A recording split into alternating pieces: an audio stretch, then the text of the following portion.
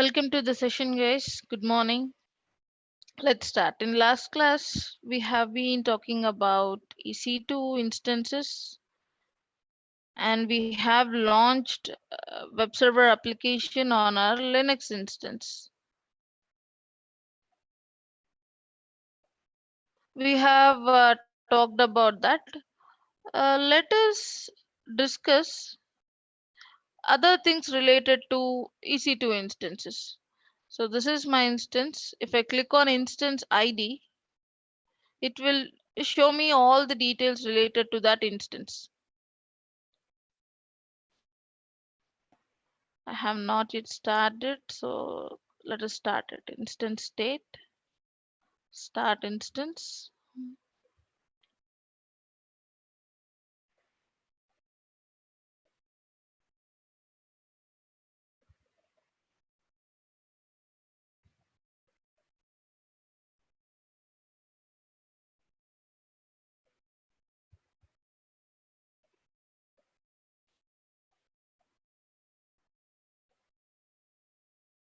Yes, it's running. And we know instant ID for every service that you create in AWS, it will have some instance ID as well as ARN. ARN means Amazon Resource Name. And here for this instance, we have ID. We don't have, this is AMI name. Either you'll have ID or ARN.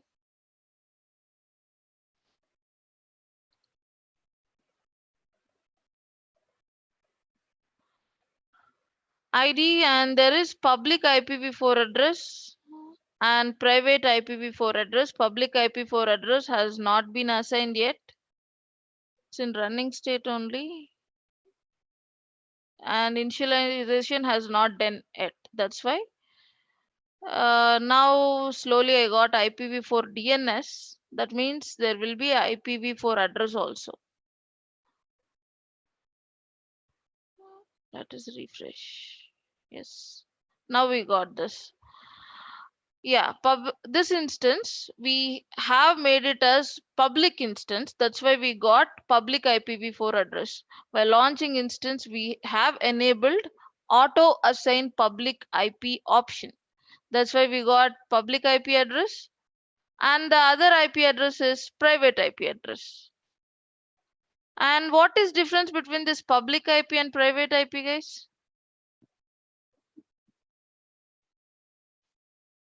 What is public IP and what is private IP?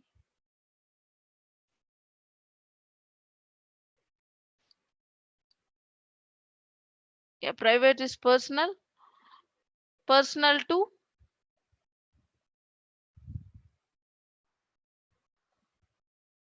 if you take our laptop will also have two IP addresses, public IP address and private IP address. If I go to Google and type in as my IP address, this is 49.206 something. This is my public IP address.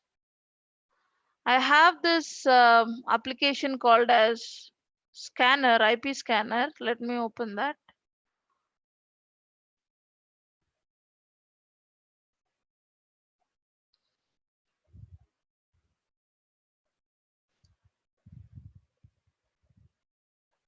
What this IP scanner will do, it scans my network and gives IP addresses of the devices which are connected in that network.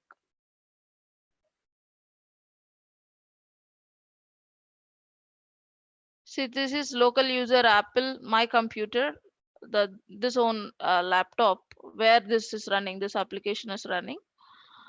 That means this is IP address 192.168.0.103. Right? Lipsta says public IP access directly over the internet assigned to your network router by internet service provider. Exactly. No, it's not inbuilt software. I have downloaded it. In your Windows, you can open terminal and type in as ipconfig. There, you can see your IP address. There is something will be like WLAN 0. So opposite to that, you can see IP address of your computer.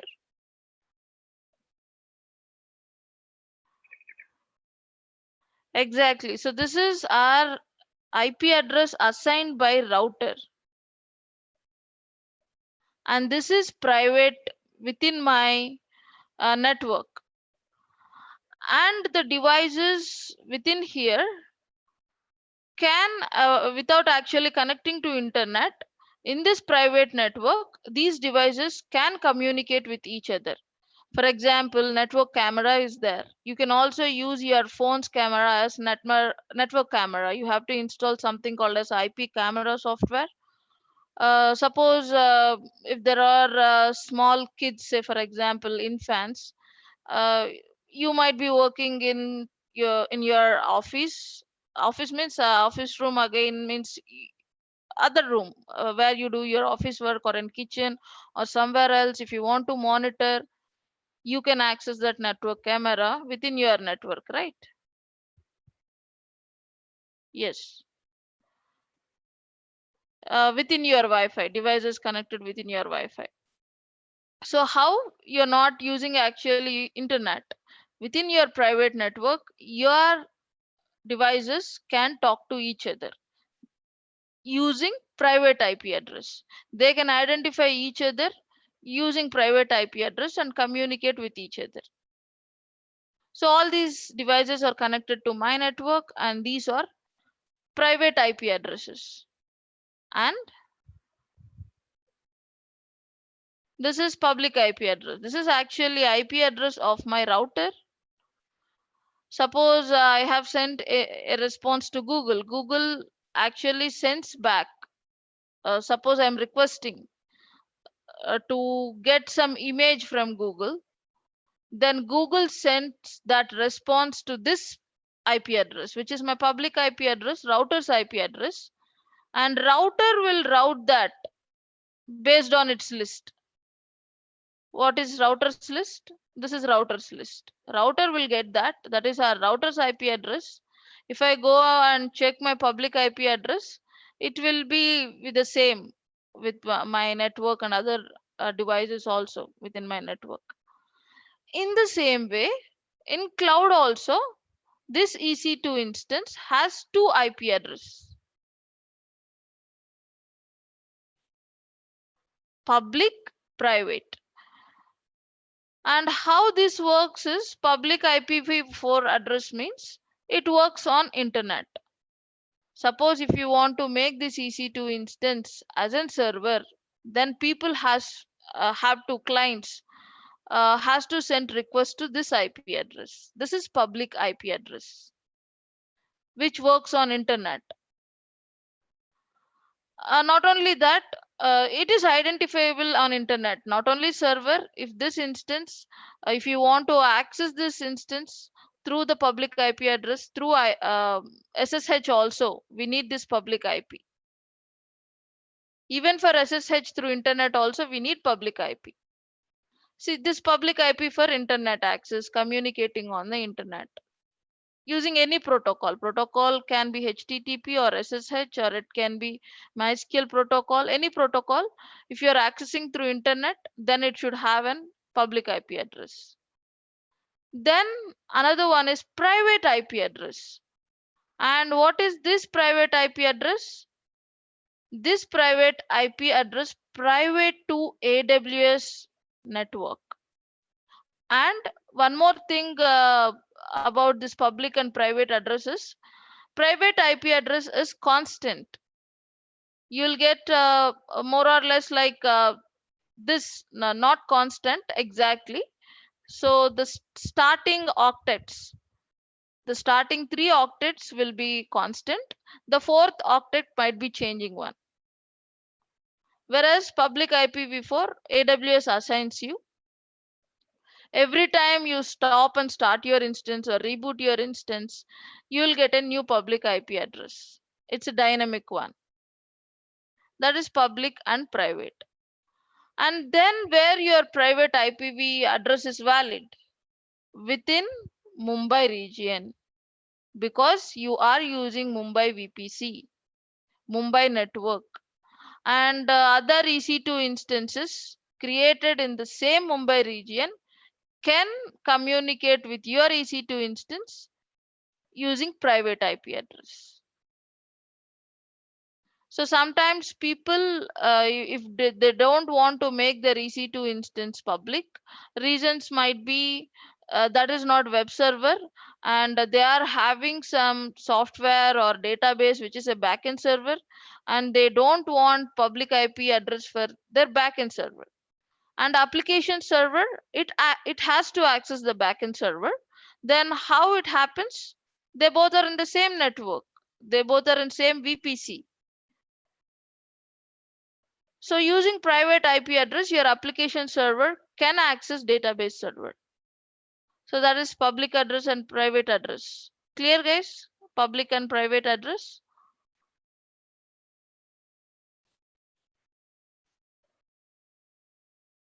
Yes.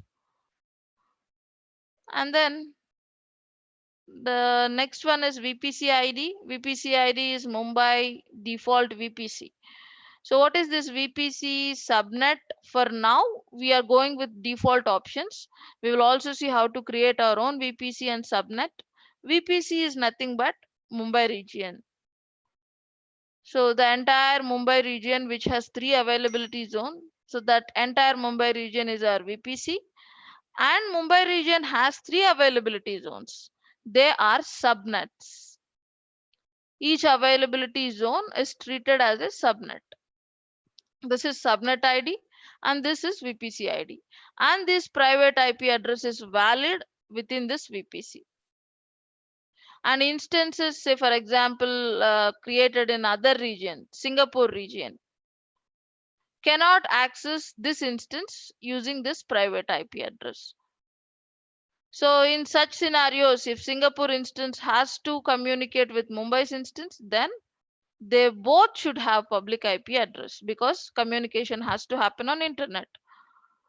That is one thing. And instance type t2.micro. We will talk about instance types. We have gone to t2.micro because it's free tier eligible. And these are all the details: platform, the OS you're using, your AMI ID. For all the AMIs, there will be a ID, your AMI ID. Monitoring is disabled by default. If you want, you can enable it. Manage detail monitoring, you can enable it. You can monitor CPU utilization, status check failed, all these things.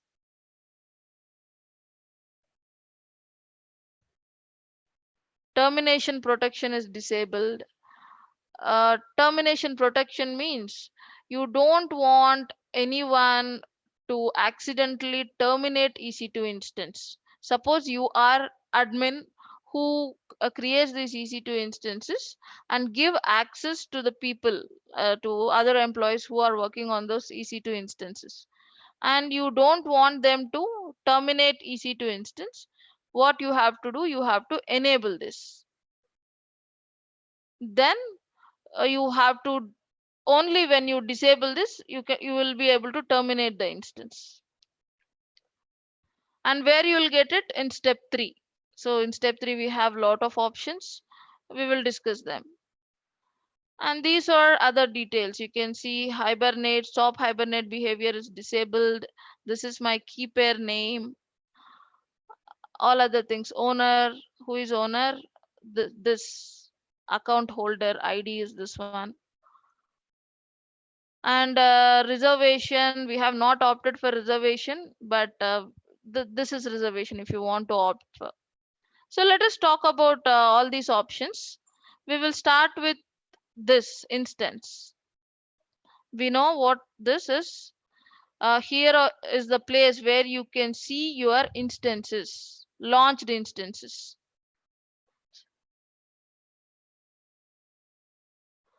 And instance state, we know you can stop instance, that means it's like shutting down a computer. Start instance, running it. Reboot, we know, start once again.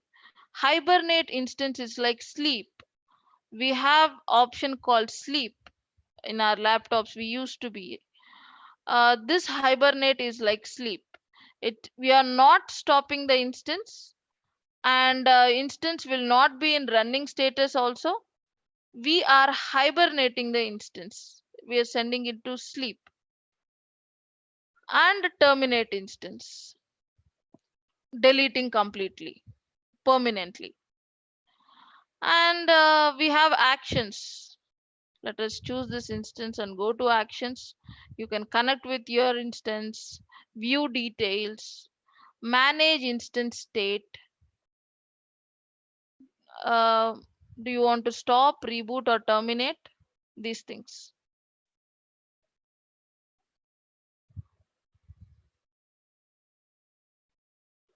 Instance settings, we have not yet talked about attached to auto scaling group, all those things. Termination protection, just now we have talked about it. Termination protection means if you don't want accidental termination, enable this. Now I cannot terminate this. See, fail to terminate instance. I have to come here again, change termination protection. Now I will be able to terminate it. That is your termination protection.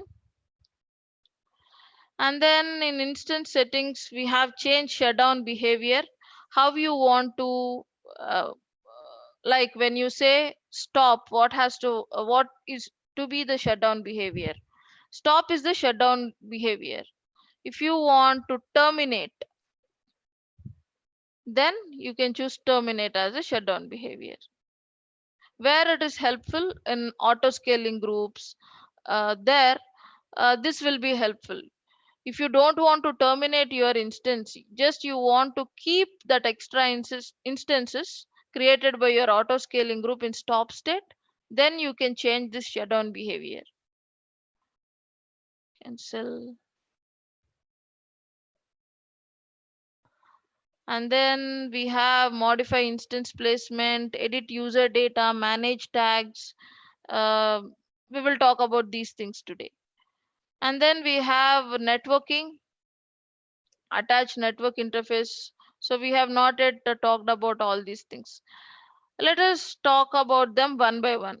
And next option we have is instance types. And here you can get and see all the instance types. And some are starting with T2.nano, and this is A1, this is C5, and you have sizes in each family. This is T family, this is A family, and C family. And in each family, we have sizes again: T2.nano, T2.micro, XL, double XL. This is 4x large, large, XL, all these things, sizes. And with respect to size, what is changing? Number of CPUs you are getting, and also your RAM. This is memory. RAM means memory, and network also, network performance. These things are changing. And this is architecture, which underlying hardware architecture which computers are using. This A series, A family is using ARM64 as processor. This is processor type. And this is 86 underscore 64 processor, which is like our Windows processor. Even if you want to download anything, it will ask whether it's 64-bit processor or 32-bit processor, right? So this is architecture, the processor architecture. Let us talk about these instance types. I'll go to this presentation.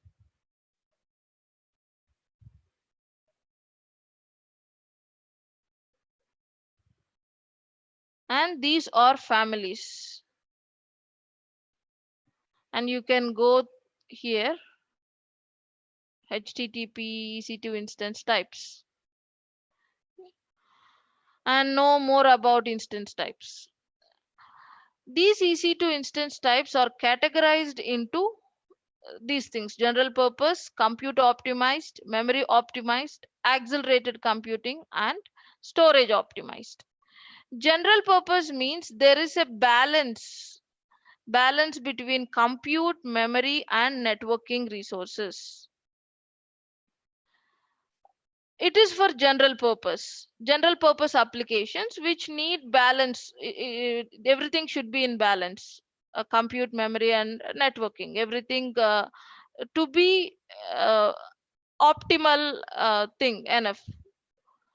Example, banking application or normal web applications where compute intense operations are not happening, medium and small databases, code repositories. So for such type of servers, these families are enough. General purpose: A1, T2, M4. These belongs to general purpose. They are made for general purpose applications. And C4 family, it is compute optimized, and you can say it is for intensive apps, compute intensive apps which are having say media transcoding. You want to launch high performance web servers and applications which are involving machine learning, gaming, virtual gaming applications. Their compute power has to be high. The algorithms or scripts which are in the back end of your gaming or of your machine learning algorithms, they have to be executed in faster pace. You need more compute power. So in such scenarios, you'll go with compute optimized. You'll get more CPUs. Comparatively, you will have the same memory and networking when compared with general purpose, but the compute power which you are getting will be high. And memory optimized. So memory is different, storage is different. Memory means we are talking about our RAM. Storage means our hard drive. Memory optimized intensive applications means databases. When you are having huge databases and you want this database to be very fast, then instead of keeping your database in your storage, you can have your database in memory. Memory is directly attached to processor. RAM is directly attached to processor, whereas storage is not. Storage will have some bus going to your hard drive, whereas memory is directly attached to processor. When you have your database in your memory, obviously the transactions will be fast. So in such kind of applications, uh, databases, batch processing, in such type of application, you can go for memory optimized. And accelerated computing, we already have compute optimized, and accelerated computing is even more faster, more compute power plus more faster. Accelerated computing, and these accelerated computing use hardware which is faster, more advanced processors, more advanced rather hardware is used in accelerated computing. And storage optimized, we already have an option called EBS, and we can add volumes, modify volumes after launching the instance also. Then what is the need of this instance type? Suppose I have created a general purpose instance of T2 family. After some time, suppose I have a storage issue, I can go and add another EBS volume, or I can modify the existing EBS volume. Like that, I can add as many EBS volumes as I want. Then what is the purpose of storage optimized is speed again. These storage optimized instances are faster compared with other instance types. The EBS and processor communication, that speed will be high comparatively with other instance types in storage optimized. And again, where you use it, where you want to access your data warehouse. Databases again, your databases is in your storage. You need high IOPS. We talked about IOPS, right? Input output processing per second. When you need high IOPS, in simple terms, go for storage optimized instance. Those are our instance types. Going back to our console, and these are all the instance families: general purpose compute, accelerated compute, memory optimized, and storage optimized. And in each family again, you'll have sizes. And to check the limits of these instance types, we have an option called as limits. Suppose your client came with a business problem, and he asked you to create a solution for it. As a solution architect, it's your job. The first thing you have to figure out is what are the requirements and what is the best suited instance type to launch their application on it. The first thing you have to do is check out the limits, where you can do here. There is a calculator also. Add instance type. Let us say T family. We'll go with T family. T2, T. T is not there, not coming. It's there. Say T2 dot X large. I'll get 4 virtual CPUs, and it can be extended to 32 virtual CPUs. And how you can extend this limit? You have to request on demand limit increase or request spot limit increase. Suppose if it is a spot instance, then it will take you to AWS support center. If you click on this, you have to request AWS for that.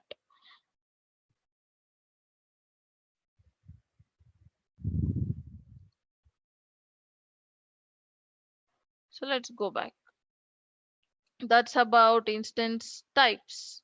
Instead of 2 CPU count, I got sorry. Instead of 4 CPU count, I got 2 CPU count in T2 large. For large, Yeah, for large. Yeah. say T2 dot large, right? Yes.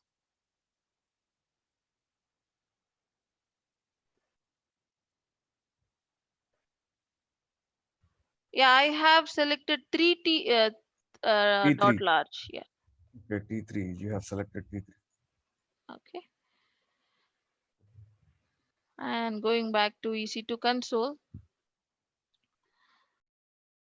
and launch templates, we will talk about them later. Then we have spot instances.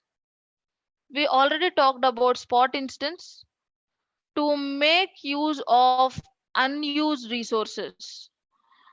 AWS offer them for damn cheap prices. You can get around 90% of discount when compared with on-demand pricing model.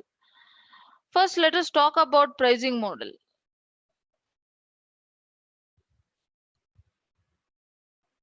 See EC2 pricing model. We have on-demand pricing model.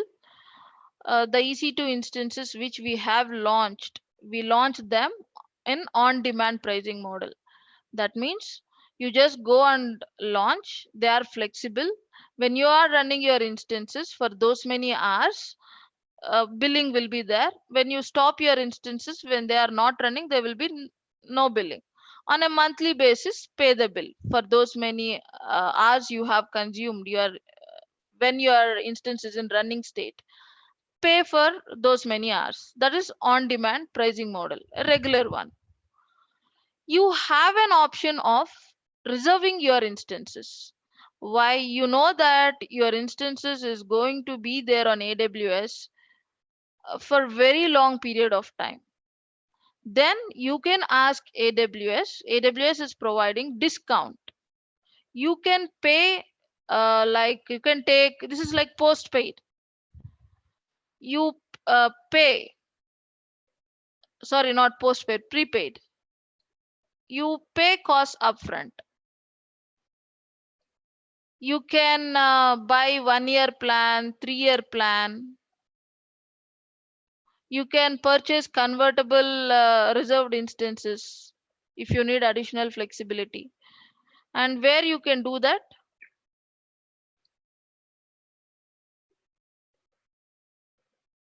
We have reserved instances.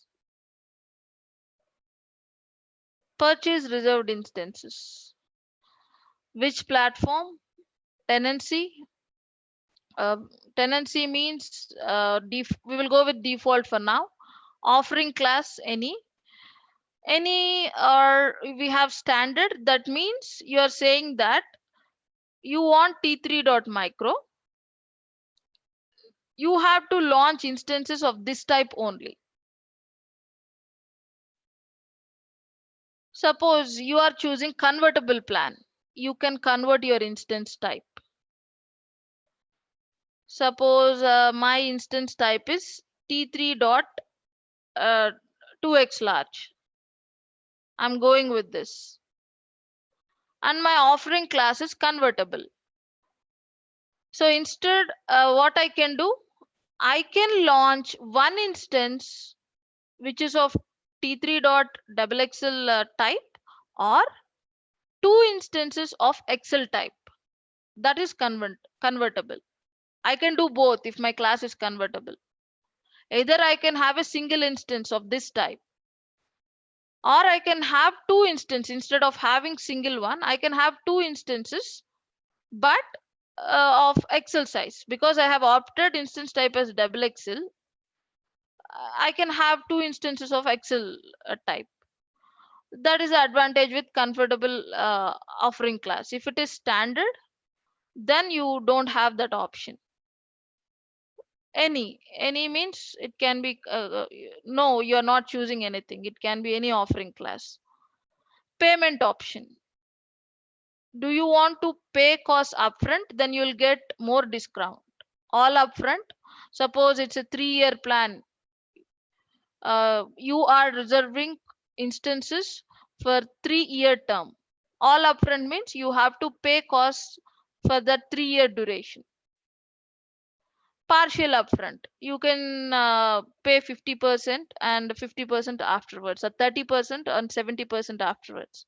No upfront, that means you will pay on monthly basis. You are reserving, you'll get discount comparatively with the on demand pricing model, but you don't pay it uh, before. After usage only you'll use. This is like postpaid. Partial and all upfront is like prepaid. This is how you reserve instance. So after creating reserved instances, you can launch your instance and choose option as reserved instance. And when you go for all upfront, AWS will give you maximum discount. And next partial upfront, and then no upfront. This is reserved instances. And then we have spot instances, dedicated instances, and dedicated host. These options are there. And while talking about reserved instances is there. It's an old option available on AWS. And in recent times, recent means it has been years, 3 or 4 years back, AWS has introduced something called as capacity reservation. See, capacity reservations. These capacity reservations are different from reserved instances. Reserved instances means you are reserving your instance. Just now we have seen you are reserving instance of T3 dot XXL type and Linux. When you launch instance of that family and of that AMI, you have an option of opting to reserved pricing model. That is your reserved instance. And then what is this capacity reservation? This AWS has become very popular, and number of users using these services has day by day increasing. What happens? Their capacity is not available. Let's go to capacity reservation. Suppose you are particular about zone capacity, then you have to reserve some capacity. Reserved instance means it's just you are getting discount. You're saying to AWS that I'll pay upfront. I want these kind of instance. Give me some discount. That is reserved instance. Whereas capacity reservation is you are holding some capacity. It's like reserving a table. You are holding some capacity. Why?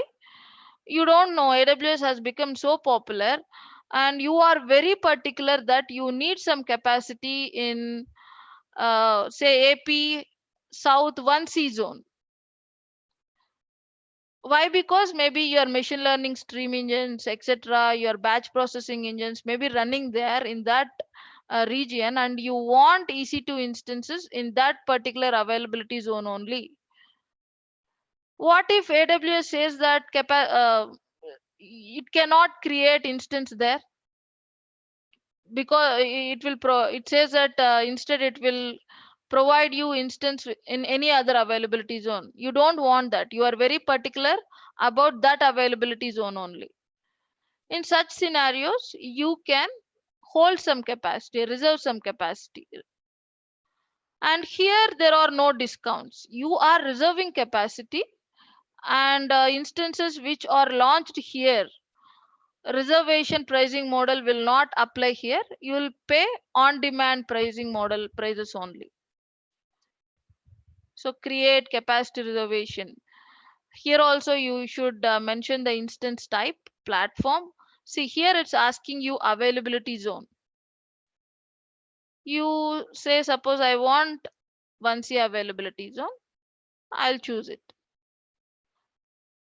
That means what I am getting is I am getting capacity which is required to launch A1.2XL large. So this is capacity reservation. Here discounts will not apply. So you can also use your regional reserved instance with your capacity reservations to benefit from billing discounts. So I think the norms has been changed. Previously, it used reserved instance pricing model will not work in your capacity reservation. Now it seems like they have changed it. So now you can also bring your reserved instances in your capacity reservation. So if you don't have reserved instances, then you have to pay for on-demand pricing, uh, that price only.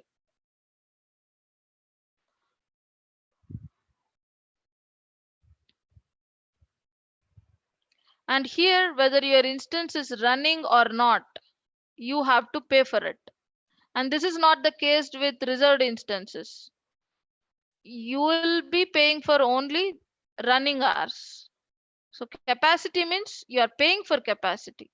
If you have that capacity empty, or if you have instance in that capacity and in stop state or running state, whatever it is, you have to pay for it. So that is your reserved instances and capacity reservation. And we have something called as dedicated hosts, dedicated pricing model. And here again in dedicated pricing model, we have two types. dedicated instances, dedicated host. Dedicated instances means the name itself is pretty explanatory. You are getting dedicated resources, hardware resources for your instance. So this public cloud works on concept of resource pooling. If I have a EC2 instance in Mumbai region in certain availability zone, if you are also having the instance in the same availability zone, there might be a chance that we both might be having our instances in same hardware. We are sharing the same hardware. Logically, our consoles are separated. Services running on our instances are separated logically, but the hardware underlying will be the same one. Resource pooling. That is actually ideology behind public cloud. But if your organization is very particular about privacy and they have some regulatory norms, they are particular about having dedicated resources, then launch your EC2 with dedicated instance pricing model or dedicated instance type. What you'll get a dedicated hardware. And you can see in dedicated pricing model, you'll get that extra regional fee uh, plus your on-demand pricing model. I think in Mumbai it's $2. That means your on-demand pricing model plus that extra $2 you have to pay for dedicating the hardware only for you. So it's like sharing a room. We all are sharing hardware. Our EC2 instances are sharing the same hardware. If you want a house for yourself, the processor, RAM, EBS, those things which we talked about, they has to be only for your instance. Then extra charges there. That is extra charge depends upon the region. For Mumbai, it's around $2 per hour, extra $2 per hour. That is dedicated instance. Then what is dedicated host? Dedicated host is also like dedicated instance with extra visibility. Suppose you opt for dedicated instance, that means you have opted for dedicated host and you have terminated your instance after using it, and next time also you're going and launching in the dedicated host only, that means the chances of getting the same hardware is high. And why? Suppose you want to bring in your software licenses, Windows Server licenses or SUSE licenses or Linux Server Enterprises licenses. There will be licenses like this, right? Suppose you want to bring in those licenses, apply these licenses to these EC2 instances, then you can use dedicated host. So that part of dedicated hardware where you have applied license, when you launch EC2 instance, your license is applicable to this only. So how does it affects privacy if it's not a dedicated hardware? Uh, AWS says that they will take care of hardware and they secure it. They store your data in an encrypted format, and your responsibility is to secure your installations and your data which is on your machine. Suppose you are too particular of having dedicated resources, then you can go for, and people will not go for dedicated instance unless it is very very important. In rare scenarios they will go for dedicated instances and dedicated hosts. Okay, let us come back. Excuse me. Yes. But how does it actually affect their privacy? Why do we have to sometimes select go for like dedicated instances? Because you don't want your hardware to be shared with other users. See, how this cloud works is on concept of virtualization. My AWS console might be different. Your AWS console might be different. They are logically separated, but they Yeah. are running on the same hardware. Like if you see, I have Chrome is one application, the Zoom is one application, uh, PowerPoint presentation is one application. They are different applications, but they are running on the same laptop, means they are using same hardware. Same Yes. way, same analogy you can apply to cloud also. I have my account, you have your account. This is my account, this is your account, this is someone else's account. They are all logically separated, and the things you are doing, services which you have provisioned, you can see within your own account only, but we are using same underlying hardware, same processor, same storage, we created, right? Same RAM. We are using the shared resource. Okay. Suppose But if then you, that. yes, Yeah. Yeah. Yeah. Please continue. suppose if you don't want that, sometimes there will be some very sensitive information, especially organizations. If they don't want to have that information in that shared space, even though AWS says that they take care of it, they secure it, but if some organizations, if they don't want to go for it, they can have dedicated EC2 instance. Then you are getting that processor, storage, RAM, whatever it is, it will be only for your EC2 instance, dedicated for your EC2 instance. They are not shared with others. Okay. Okay. Clear? Thank you. Yeah. Yeah. So let me show this picture here. Tenancy model. This is shared tenancy model, and this is dedicated tenancy model. See, customer A, customer B. Red is customer A, and green is customer B. So this is how they are using this rack. When A is not using, it is assigned to B. Suppose I am not using, I have not created EC2 instance, or I have kept my EC2 instance in stop state, say for example. My EC2 instance is not running. Then the same hardware will be assigned to customer B. And this is dedicated tenancy, blue one.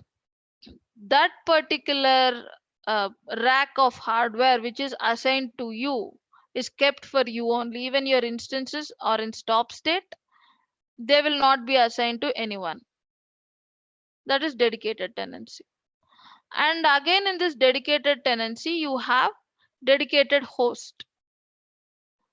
So dedicated host means you are very particular again about this area, your physical server. When you are launching dedicated instance, you want a separate space, but you are not particular about where it is. It can be anywhere. It can be in 1A, 1B, 1C. Again, in availability zones, it can be anywhere. You are not particular about it, but it has to be dedicated to your EC2 instance. That's it. But dedicated host means you are also particular about the physical server. Suppose if this is the place dedicated to you, and this is the place, it has to be like that here only. AWS should not shift that space to anywhere else. Why? Because here you are applying your licenses. When in such scenarios where you have to bring in your licenses, apply licenses to the physical server, then you can go for dedicated host. So you are applying licenses for physical server. That means that physical server has to be a constant one, and your EC2 instance will run on that physical server. Clear about dedicated pricing model? This is shared one, by default one. You can opt for dedicated tenancy model. Excuse me. Yes. So the difference between like capacity reservations and dedicated instances here is like we just hold the storage and capacity reservations. Yeah, capacity means you're holding capacity, Okay, in the and you're sense like holding capacity. storage. Capacity means it's not storage. Okay. So we have talked about availability zones, right? Let Yeah. me launch this instance.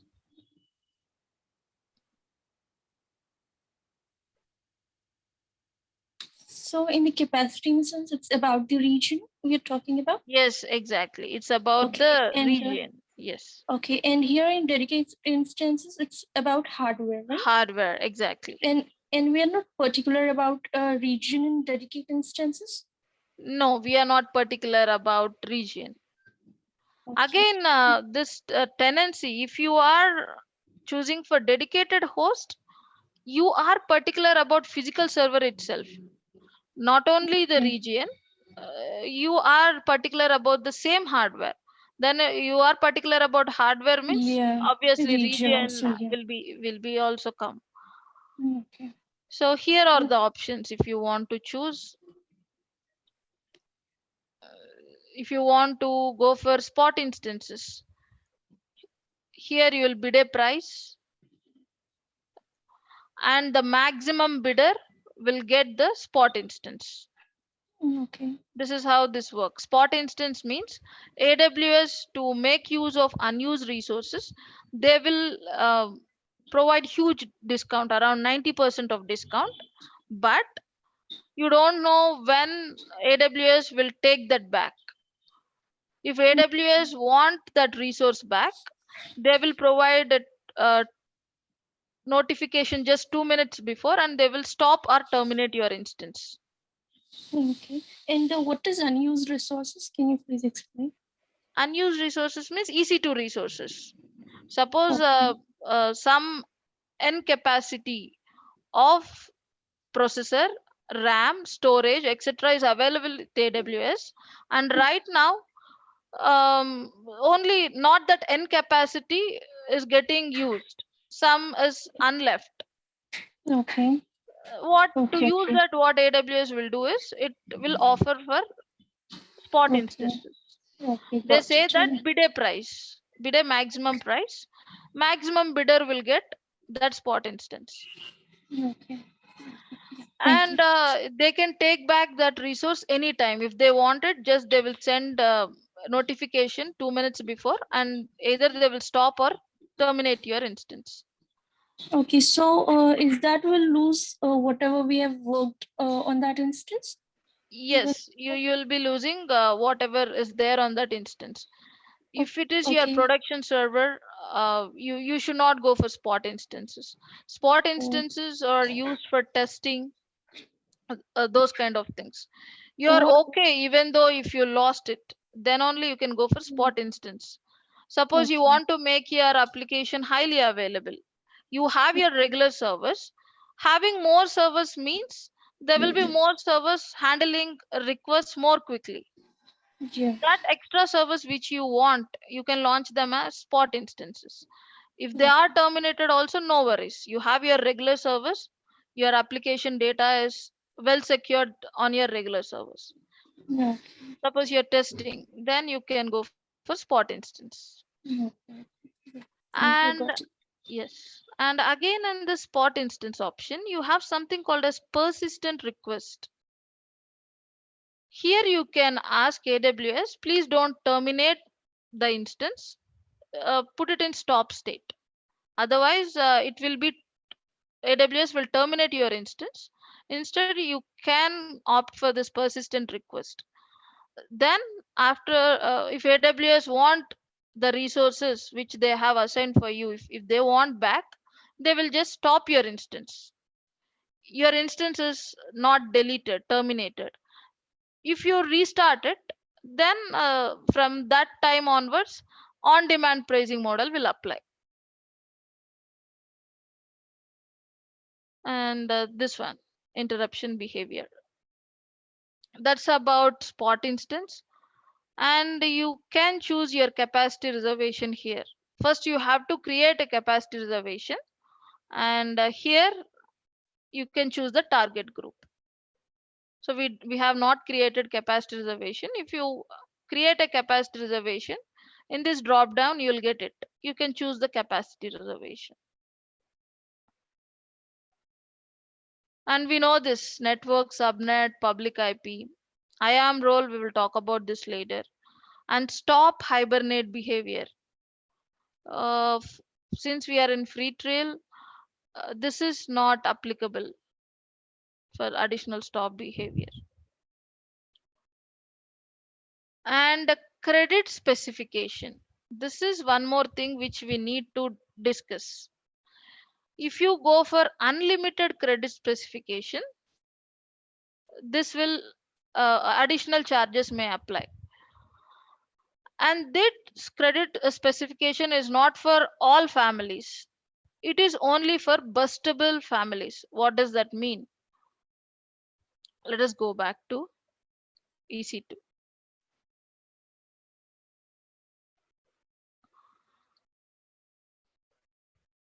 We have all these instance types, right? We have all these instance types and they are categorized in families. Some families come with standard. Standard means the processing power which they can handle, the the operations which they can handle. Limited, what means limited means limited means standard, means at the end it cannot extend itself, it cannot push itself, Yeah, that's what I want to confirm. yeah, Yeah, thank you. beyond the maximum limit. That is standard.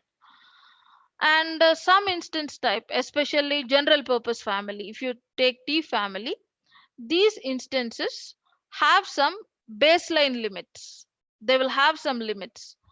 If you use within that limits, then fine. And these families can also bustable beyond the limit. Suppose if you take a metric CPU utilization. For T2 dot medium, baseline CPU utilization is just say, let us assume 50%. 50% is the baseline utilization. If you are using your CPU in that baseline utilization, then fine. You can also use this T2 dot medium computer to 100% of the CPU. Then additional charges will apply because your baseline limit is only 50%. If you are using it to up to 100%, then additional charges will apply.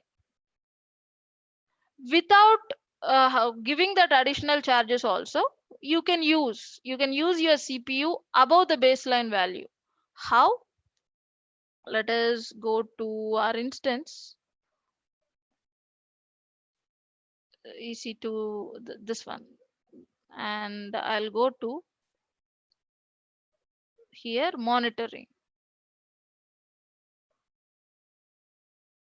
See, this is my CPU utilization. Only 0.247% is getting used. Let us come down. We have something called as credit usage. This is like your data balance. Say you have bought some plan uh, for your network, for 4G plan, say for example. They say that they provide this much amount of data for you. If you are not using that much amount of data, the unused data balance will be credited next month. So those kind of plans are there, right? In the same way, here also in our EC2 instance, if you are operating your instance below the baseline value, suppose 50% is baseline value, I'm only using 0.247% today. All that left unused usage, I can use someday. This will pile up. Suppose maybe 1 week later, traffic coming to my server is high, and I have extended CPU utilization to 100%. Then no additional charges will be there. because all these days I have operated these servers, these under the baseline value. Same like your data plan. Clear?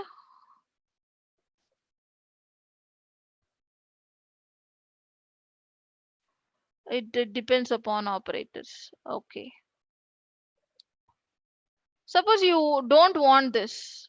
You don't want to count up your credits every time and then use the maximum CPU. Then what you can do? Instance, let's say launch instance.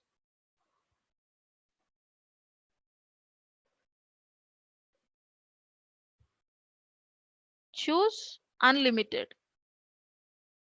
You'll get unlimited credits.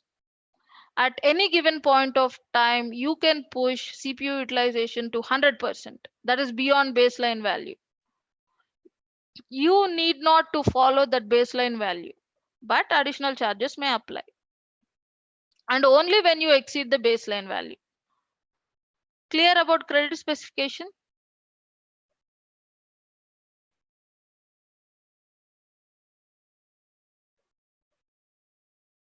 Yes, okay. And here we have the option of tenancy. By default, it will be shared. That means if I stop my instance, some other guy who has his EC2 running on the same region and availability zone may get that same hardware. Shared. Dedicated is only for you. And again, dedicated host, yes, only for you. And also, you want the very same hardware every time when you run your instance. That is dedicated host. And shutdown behavior is stop. When you shut down, if you want to terminate, you can change it. Stop hibernate behavior. If you want to enable, you can. That means when you stop your instance, it will go to sleep and then shut down, like that, hibernation. So when you will opt this, you can see here, make sure that root volume is large enough to store RAM contents and accommodate your expected usage. So if you want, in some scenarios, depending upon the application, you don't want to immediately shut down your CPU. Instead, it has to go to sleep and then shut down. Then you can enable this. Enable termination protection, we already discussed. Monitoring. If you want detailed monitoring, by default, monitoring is there. Just now we have visited that monitoring tab. CPU utilization is being monitored. Credit utilization is also being monitored. By default, it's there in a window of 5 minutes. For every 5 minutes, AWS will monitor all these metrics. If you want detailed monitoring, enable this. You can monitor for every 30 seconds, for every 1 minute. If you want that, you have to enable this. And you can see additional charges apply. Add file system. You can add EFS file system. We will talk about it later. We will create one EFS and attach to our EC2 instance. Elastic file system, which is network attached storage. We will talk about this later.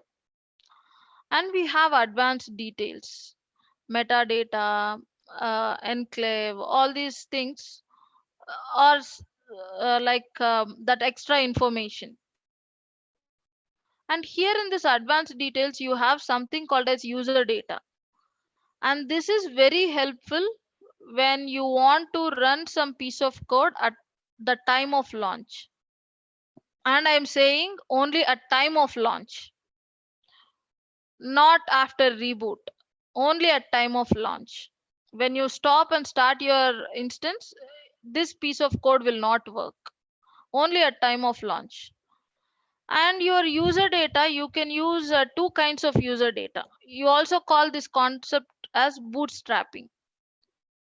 bootstrapping the EC2 instances means, let us take this one. Yesterday we have launched our EC2 server application on EC2, right? We have created one index.html page, uh, all these things. Yes, right? Suppose you are launching a server and you want to run some commands. It can be installation commands or updates, those commands, and you want those has to be executed at launch time. And this user data is the place where you can put those commands. And two types of user data you can put here. One is bash commands, or bash code. Bash code means um, your terminal commands which you wish to run in your terminal. You can write a bash code. Bash means code which runs in your terminal. So you can put bash code here. That is one. Second one is cloud um, directives. Cloud init directives means SSH key pairs. Say for example, key pair is there, and you wish to use that key pair with this Linux instance. Such kind of things you can use in user data. Let us add this and launch one instance. So number of instances is 1, network Mumbai. All these things are default only.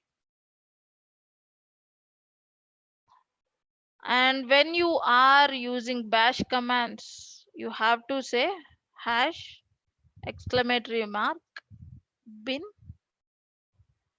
bash. Say what I want to do is I want to install, and you no need to use this sudo.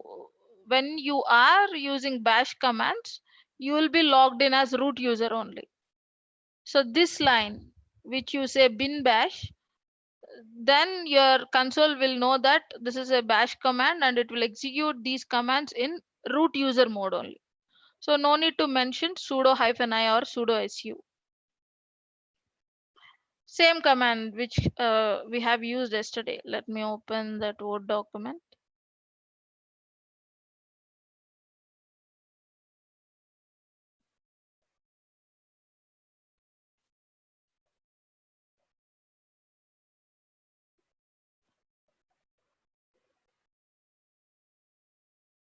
Not this one.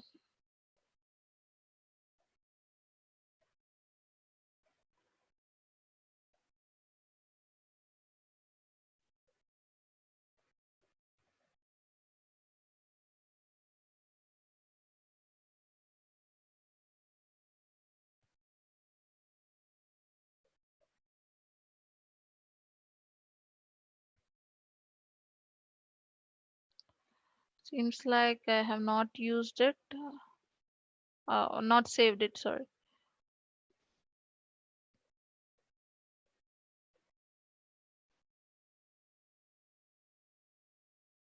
Yeah, I am install -y httpd, correct.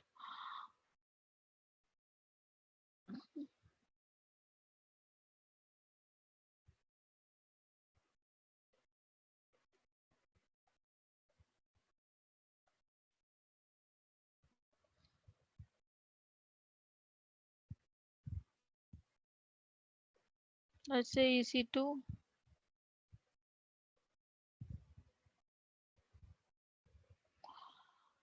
Anyway, our first command is to install httpd, right? What is that? In install. Here we have to use -y because it's bash command, and if it asks yes or no, we are not monitoring it to choose one, yes or no. So we are saying that yes, install httpd, and then after that we have to run it. Service httpd start. And we can also give HTML code using echo. Echo means printing. We in C, C++, we use something called as print, right? In Bash, echo is like that. Echo means print. Let's say this text created using user data.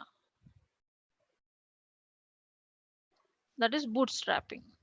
We call this concept as bootstrapping.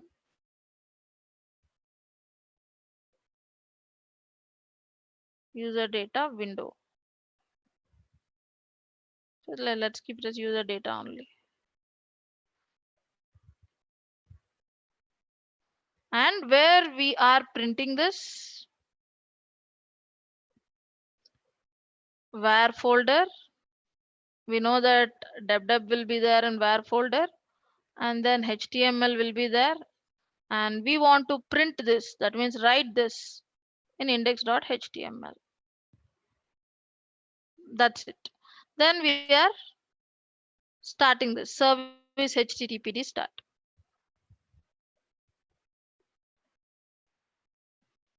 Let us add storage. This is our user data. And this data runs when instance is launched.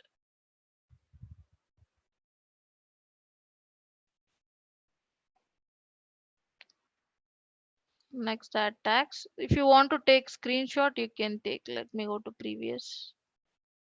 I'll also put this piece of code in chat box in step 3.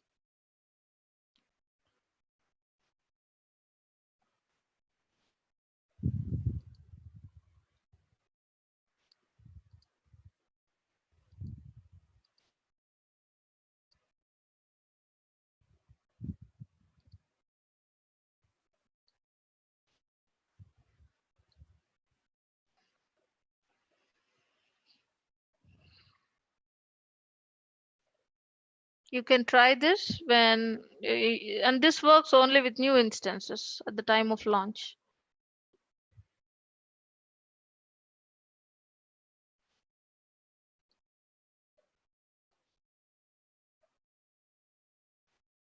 HTTP rule has to be there. Or I can select existing security group.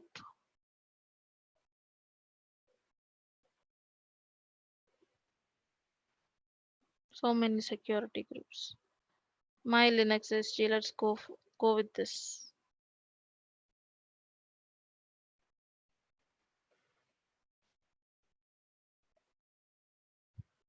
Just launch.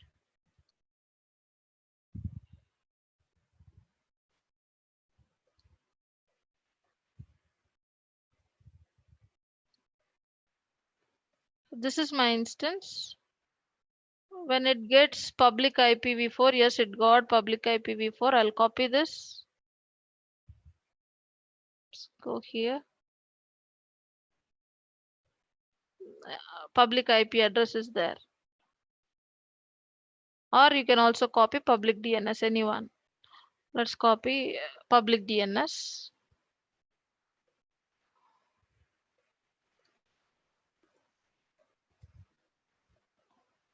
It will say take some time.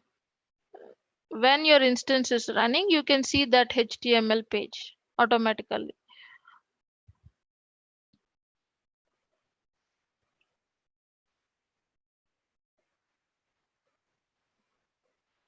So let's wait.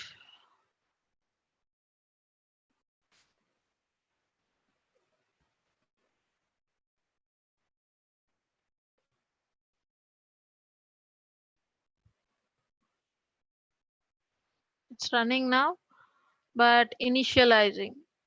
Meanwhile, let us talk about the status check. I choose this. Status checks are there. System status check and instance status check. There are two types of status checks. System status check. This is AWS side status check. Of course, two status checks are done by AWS only. Suppose this status check failed, then this is not your fault. This is AWS fault. Uh, they maintain software, they maintain network, they maintain virtualization layer. If any problem in those things, of course, hardware too. If any problem with those things, operating system also, AMIs are also maintained by AWS. If they are maintaining them or any issues with them, you might get this system status check failure. Then how to fix it? It's not in your hand. The thing you can do is stop and start your instance. Do not reboot your instance. If you are rebooting means in the same hardware, your instance is getting rebooted. If you stop and start your instance because you have some issue with underlying hardware, you'll get this as failure. If you stop and start it, then the next time when you start, a new hardware will be assigned to you. So to resolve this system status check failure, that is one method. Stop and starting the instance. Instance status checks. If this is a failure, this is your fault. Suppose now we are using our own VPC. Our own, we are using default VPC. Sorry, not our own VPC. So this will be good only for us. Suppose you are having your own VPC and you have some firewall rules in your VPC. That means your network is controlled by you. If there is any fault in that, you might get this instance status check as a failure.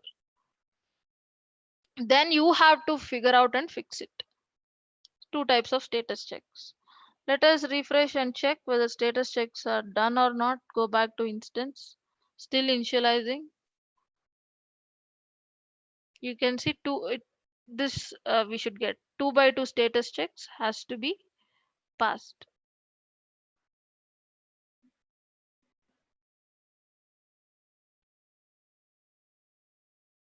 So let's try. Copy this DNS.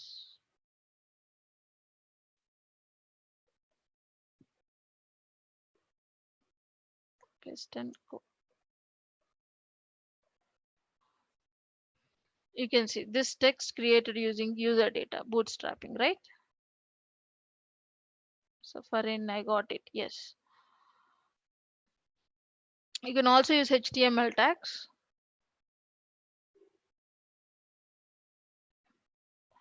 That is user data. Then we'll go to instances. I'll terminate this instance.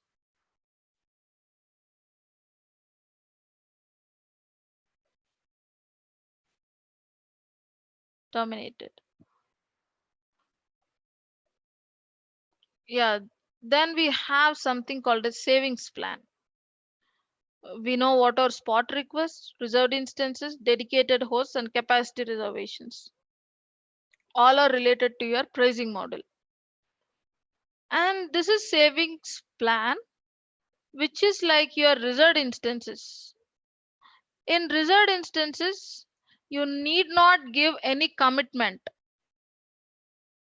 You can keep your instances in stop state or running state. You need not commit with AWS saying that my instances will be active always. Savings plan is also reserved instances with that commitment. Say purchase saving plan. So you have to commit that your instances are active. It will be there, say for example, c4 type of instance. You'll say with your savings plan that you will be maintaining that C4 instance. Just give me a minute.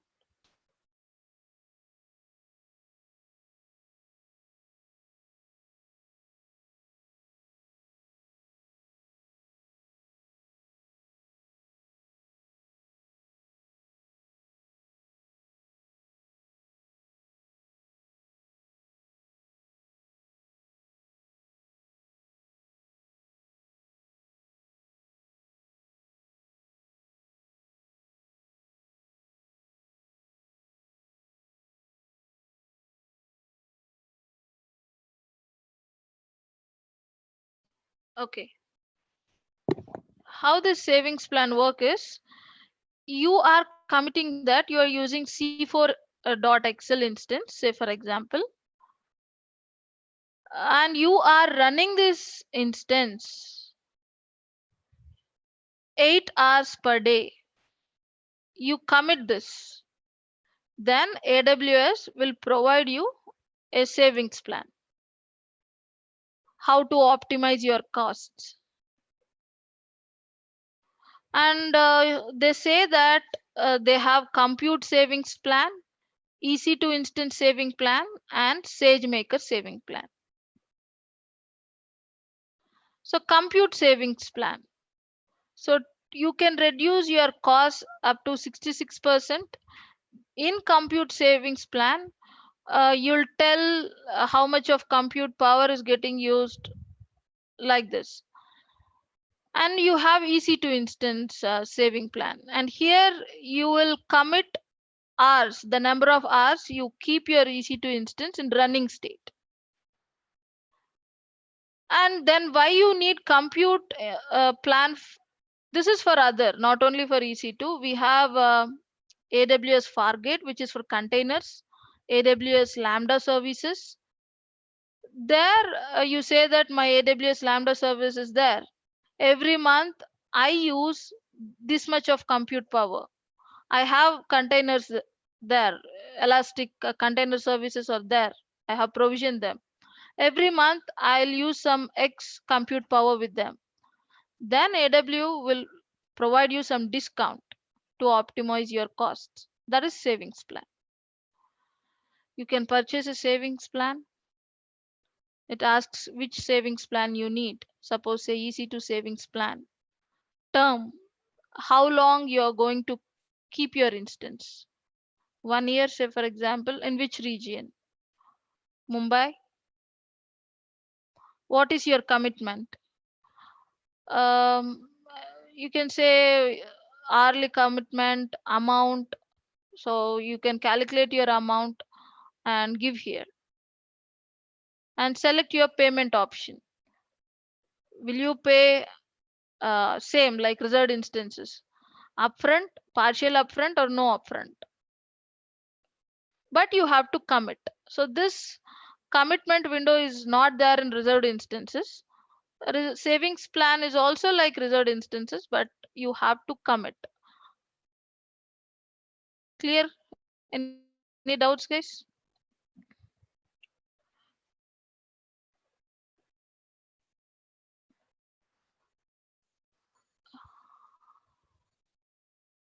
Clear? Okay.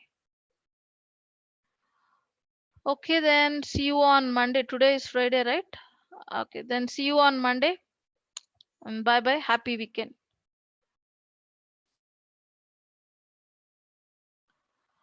Yes, we do have assignments. We will discuss because assignments is not only related to EC2. Maybe after discussing EC2, VPC, all those things, we will talk about assignments.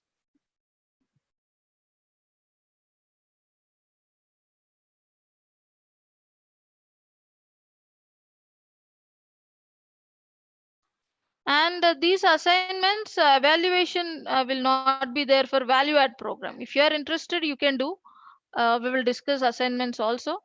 I'll share, you can do. But evaluation and all will not be there in value added program.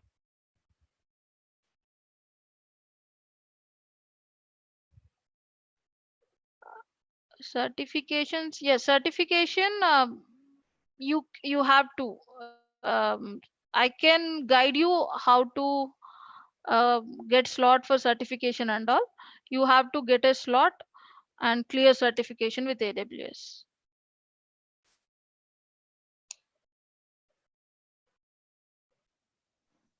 We also have a 360 this 360 Course, certificate yeah, course clear course certification, course completion clear certificate. completion of yeah. No, Can for this, yeah, for this for course, I think it will not be there. okay. So I mean for value added sessions we have it or like or No, for for AWS, we don't have a course completion certificate. But other things we have, because this is certification program. After undergoing this course, you have to get certification from AWS. Okay, okay, got it. Okay. Thank you.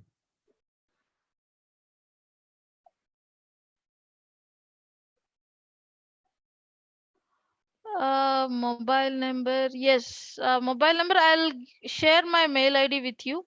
If you have any doubts, you can pin me on mail. Let me type in chat box.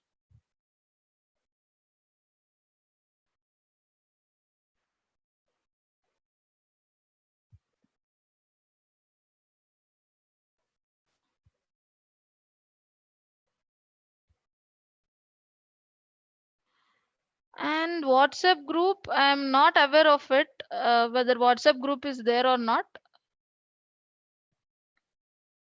So who is your point of contact? There will be a salesperson or some, right? Please contact.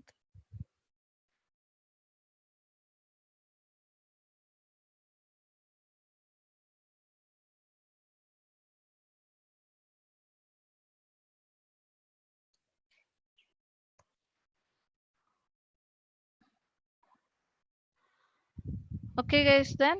So for WhatsApp group, for value added, there will not be there.